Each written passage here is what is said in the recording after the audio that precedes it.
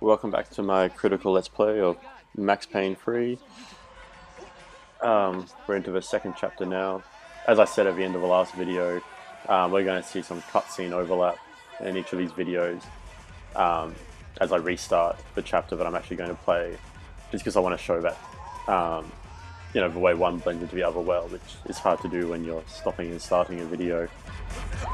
So the last video, what did we see? We saw that opening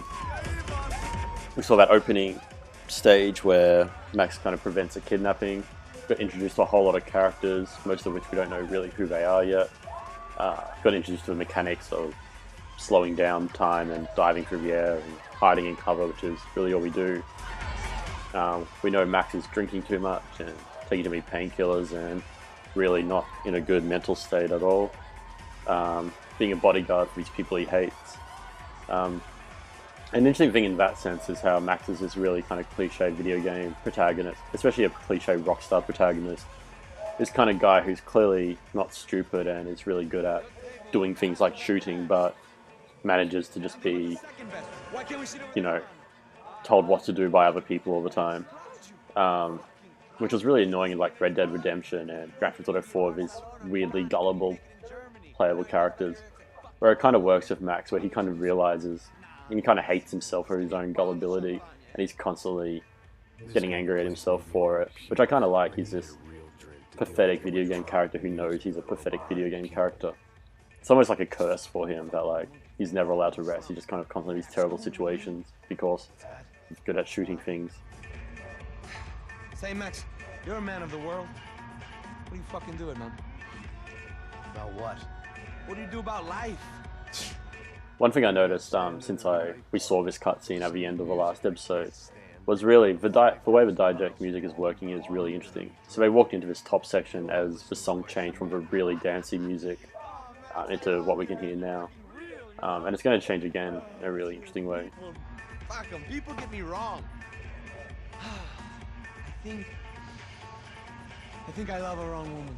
I really like how Marcelo is kind of animated how he talks. He's just this pathetic jerk of a character, but that's done quite well. Thank God he had left. A minute more of his drivel and I would have had to put a bullet in him myself. It soon turned out. So see here the music, like these transitions and swipes are going with the beat.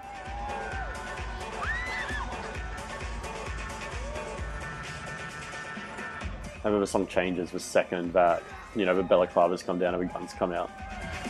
So it's actually really quite clever combining that diegetic music with the non-diegetic kind of screen swipes and transitions. Poor Marcelo gets shot. Not Marcelo, sorry, Claudio. And then we have this kind of nice kind of dramatic cinematic moment where we get to take out as many of these guys as we can, which is quite difficult even figuring out which ones are the bad guys before we land and have to take cover to deal with the rest of them. Oh, that was the wrong button. That is not what I meant to do. But now I'm behind the bar, I guess.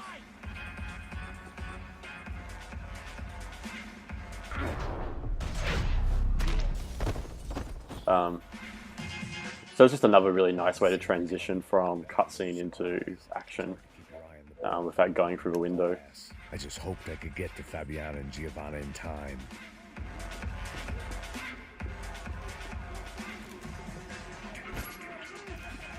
Pick up that Uzi. I knew if I didn't get to the girls soon, they'd be leaving. Probably was an Uzi there somewhere. Either a price on their Oh, well. heads or a tag on their toes. So there's a lot of collateral damage already, a lot of poor civilians already hurt. The doors had been chained shut. So if you notice there, you kind of see a blood splat on the back of Max's coat where he's been shot. So when you get shot, you get these blood splats on you, and they stay there in cutscenes. I'm sure they fade away eventually. But that, along with the fact you take painkillers, not med kits, is this nice kind of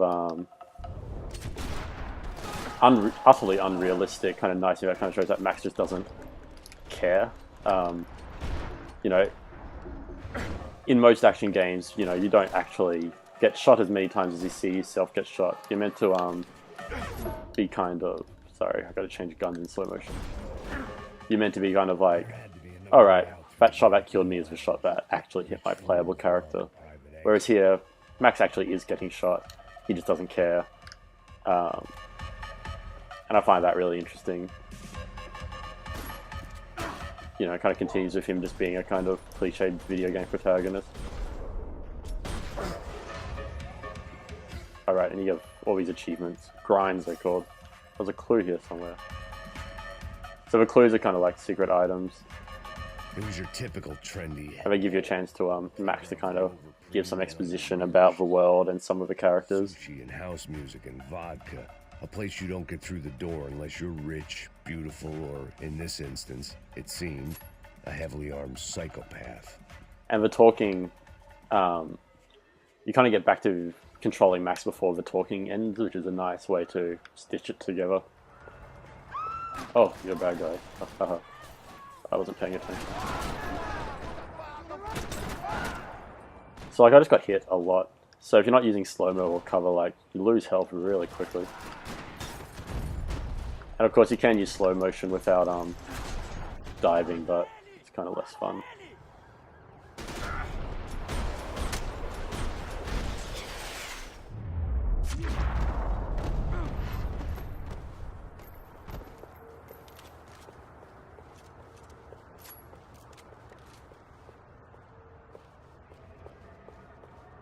So I need to find Fabiana and her sister and myself. I don't really know where any of them have gone.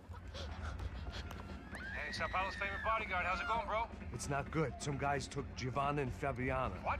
Jesus, Max. Hey, I'm on my way. No. Stay in the chopper. We'll need a way out of here. I'll go find the girls. Got him. They came out of there. They went that way into the lounge. Go. Get up. You can't stay here. I need you to lock this door behind you. Get everybody else out of here. Son of a bitch. Fight!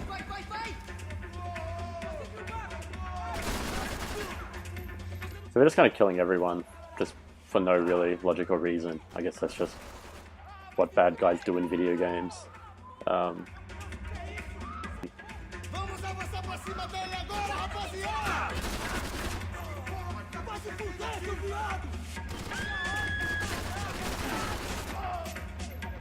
How do I jump over?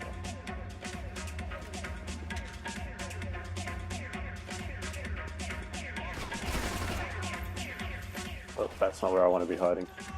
Just kind of got stuck on that wall annoyingly.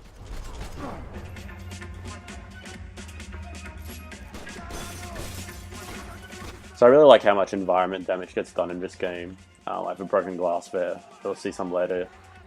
You often get these places which are kind of nice and clean, and then you come through and they're just full of bodies and bullet holes and broken glass. Get up.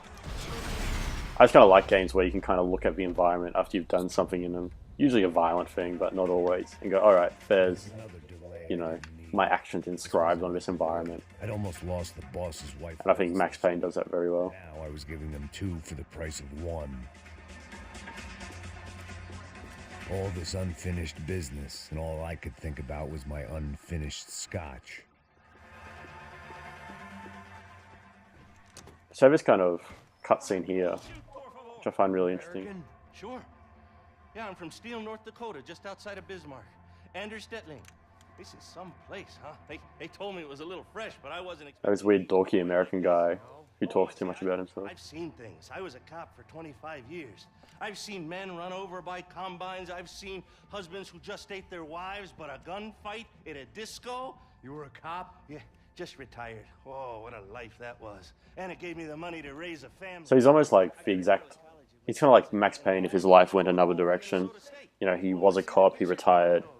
He has a nice family who hasn't been killed by gangsters. Don't be a hero. I won't. I'm retired.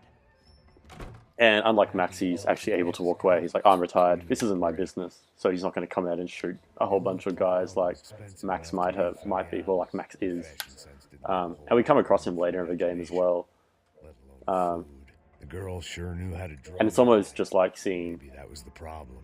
who Max could have been and who Max never will be. I find that really interesting.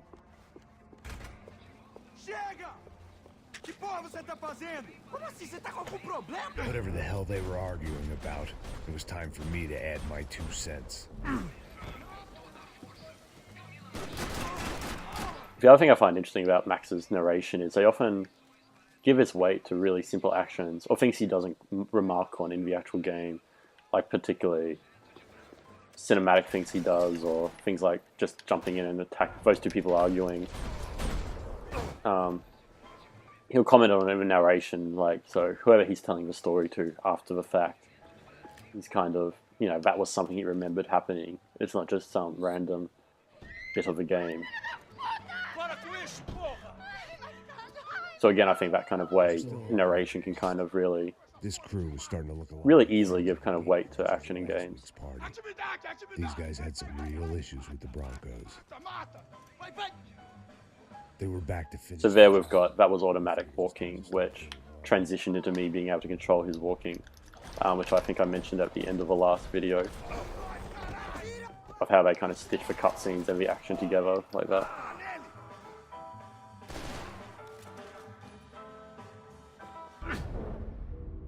It's always the worst when you do a dive and you can't see anyone.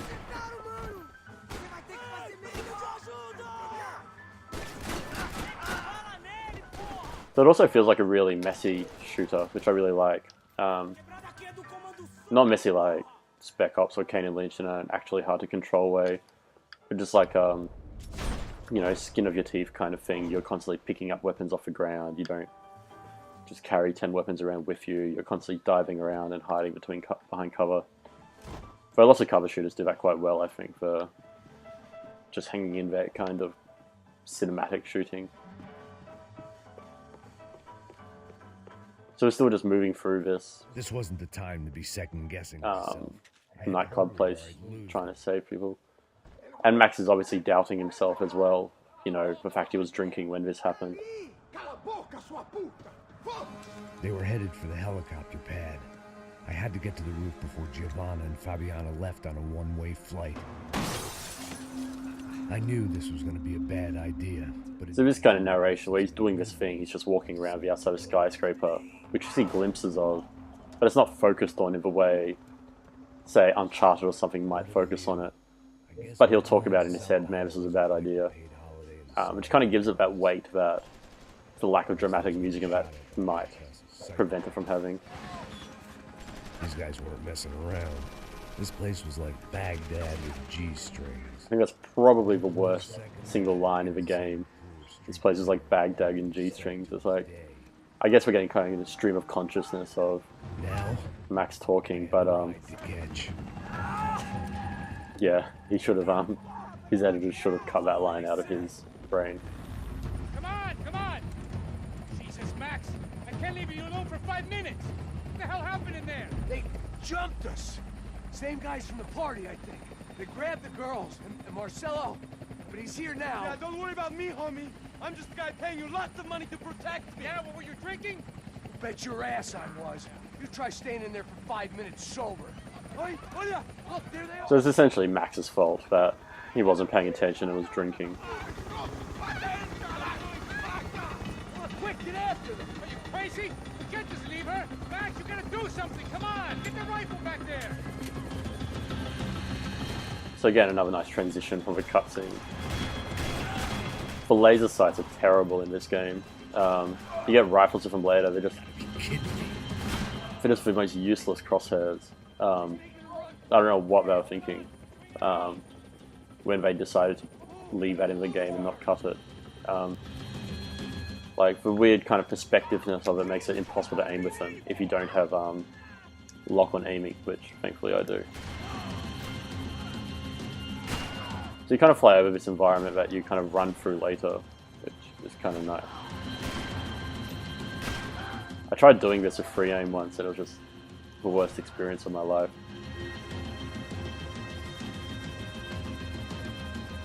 Come on, get him out there! So I like that there. This is maybe a silly thing, but you know, when it goes to the cutscene, it's clearly a real-time cutscene from where I hit that guy with a bullet and how he fell over. Which is another important part in making those transitions feel fluid. It's just kind of nice that they're not pre-rendered cutscenes for that reason. Shoot that bastard! Move, you're gonna lose her! She's headed for the roof! Gotta get around this thing! How is this getting around it? I built this! Oh, look, there she is there! So again, the music, like, we're doing this kind of dramatic save the girl, whatever kind of piece, and the music is still just kind of droning along like it has been whenever we're not in the nightclub. And it's something I'll be pointing out throughout the game. It's like, you know, just that dull dilutedness of Max's senses.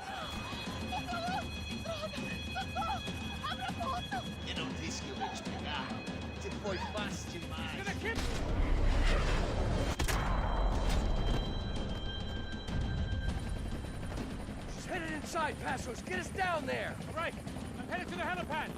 Shit. Stop! Look out! Max! Max! Max! Max! So because you have these great, absolutely ridiculous moments where he shoots a rocket out of the air with his pistol. You know, and again, that's just like the only thing Max can do well is shoot. And it's often enough to make sure he doesn't die, but it's never enough to really achieve anything with his life. I can't let go. Oh! Oh! There was a goddamn army of these goons. Clearly, somebody wanted these girls bad. Or maybe they just assumed the Broncos security team consisted of more than a drunk American has-been and a Brazilian never was, who should have paid more attention in flying school. Either way, I needed to find Giovanna before they did. Something I'd like to do one day is make a Tumblr of video game protagonists expressing incredulousness at the number of enemies there are. It's a really funny thing that happens a lot. Like, these games need to put lots of enemies in so the player doesn't get bored or whatever. And then you always have these characters go, I can't believe how many enemies there were. And Max does it again and again in this game, and it's quite funny.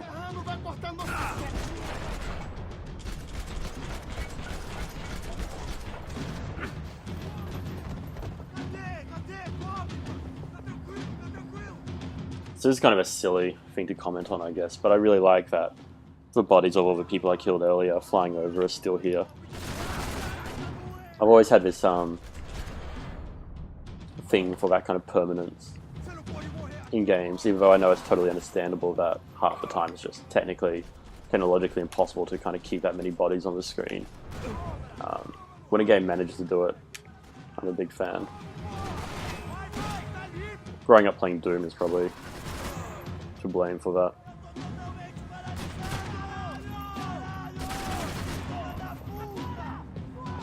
So I just like moving in this game, really, just moving from cover to cover and then diving and going to slow motion. It all just feels fluid and organic in a really nice way.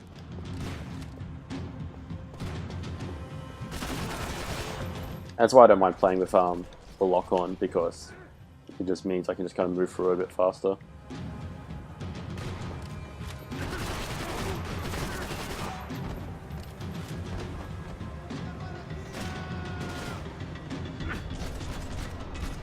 So here, even though we're outside, we kind of get the nice kind of neon kind of color palette that we already had in this level inside. Right, so when you kind of lose all your health, when you're still have a painkillers, you have this chance to kind of kill the person who killed you before you completely fall over. But oftentimes, like here, you kind of have a blind spot in the road, which just makes it super annoying and you're never going to get it. So I'm going to die here. But sometimes it's a really nice way to kind of come back from the dead. That's annoyingly far away checkpoint.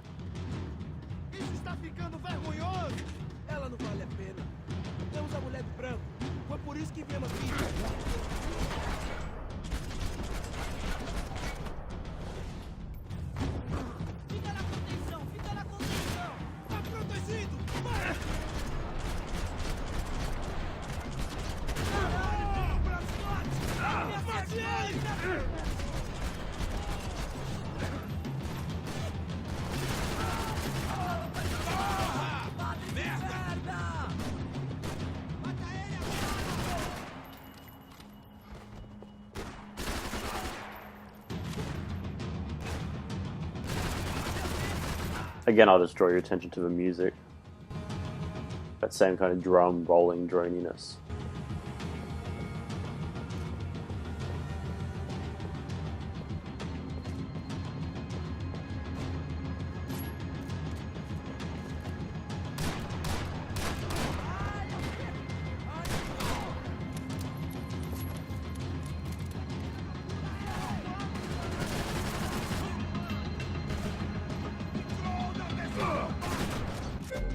There you go, this time I might actually be able to kill him.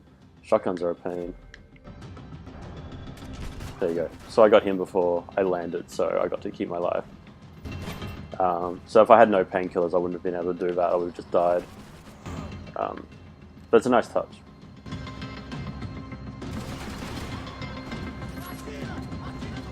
Sometimes I just like picking up a two-handed weapon, even if I'm never going to use it, because I really like how he holds it.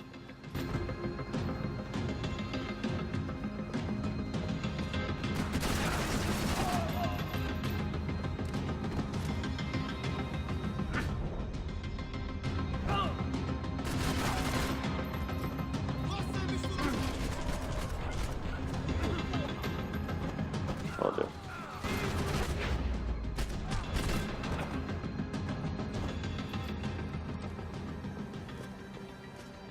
The odds on Giovanna still being alive were getting worse by the second, and if Fabiana wasn't dead already, I was guessing pretty soon she'd start wishing she was. I was up for one god-awful performance review. It was Giovanna's necklace. I had to hope the rest of her was still intact.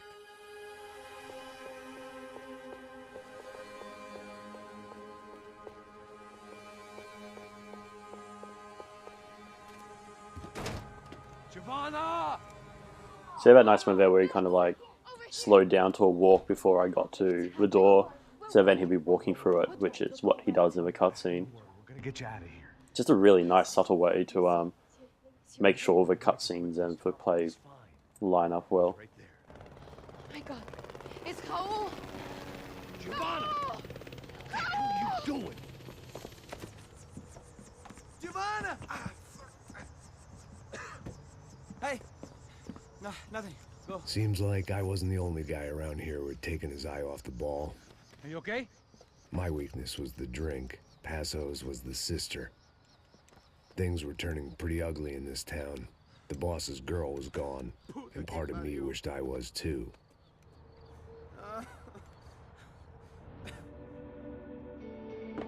And once again, back in his apartment, getting way too drunk and taking too much drugs. So the game really kind of pushes Max's patheticness in these opening missions. He's pretty mopey. I guess for some people he's like mopiness and he's kind of constantly complaining to himself while you're playing. Just kind of gets to people, I think. For me though, I kind of like it. It's just kind of it's not too emo or angsty, it's just, or maybe okay, breaking a glass in his hand was pretty bad. But apart from that, you know, it's just kind of just depressed dude. What choice do we have? We have never paid out ransoms before. But I don't know. I don't like the feeling of this. So they got a ransom note. You, Max. I don't know. I'm no expert on hostage negotiations. I know people who are, but they're in America. We don't have time for America. I know you're right, Marcelo. It's not like I don't have the money to pay. Father made a lot of money. We have always been targets. We all know that. But much as it pains me, I don't see we have a choice. Maybe after we pay, we find out who did it. We have them... Well, we all know what I'm saying. Who do you think is targeting your family? Haters. Who can say? Life in this country is not easy, you can see that. I have tried to do business the right way, but that's not always possible. Of course I made enemies, but I've also paid a lot of bribes. I have no idea. It's probably that street gang trying to get at me. I don't know. People I know have tried to reach out to this group. Comando Sombra. They're not from any of the favelas around here. They're linked to the drug business. Now, what have I got to do with drugs? Nothing. Everybody. loves money. Just want my wife back. We can take the money to them.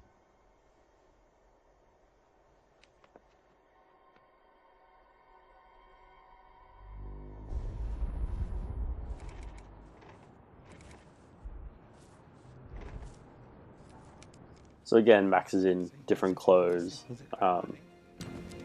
Again,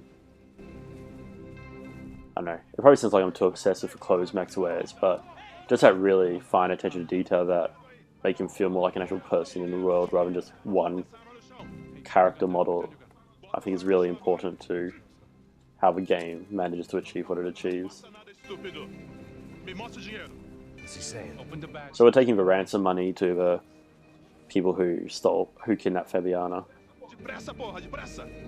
Easy, pal, easy. So we're not even going in guns blazing to save her, we're just trying to do what they want. And suddenly snipers.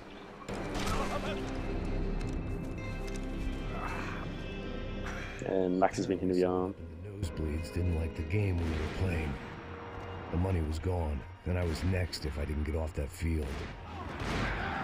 The bullets came. So that's that mission. And again, I'll stop this episode there and we'll kind of come back into this.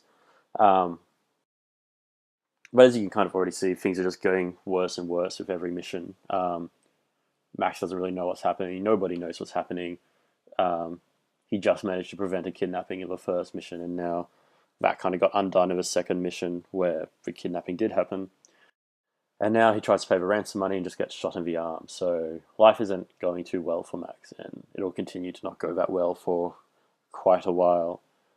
So I guess that's that for that episode, and we'll pick it up there next time.